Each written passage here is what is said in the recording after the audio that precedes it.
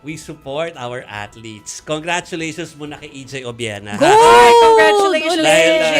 si EJ po yung nagogi po ng gold medal matapos po yung 5.91 meter jump po niya sa Golden Sand Competition sa Poland po. Ginanap ito. Hindi ko lang kung may picture sila.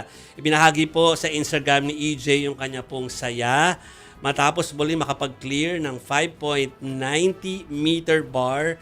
At mula pa nung since 2 years ago, nagawa naman niya yan, pero naulit niya ngayon. Ito po yung pang-8 gold medal ni EJ para sa taong ito. Tingnan niyo. Congrats, EJ!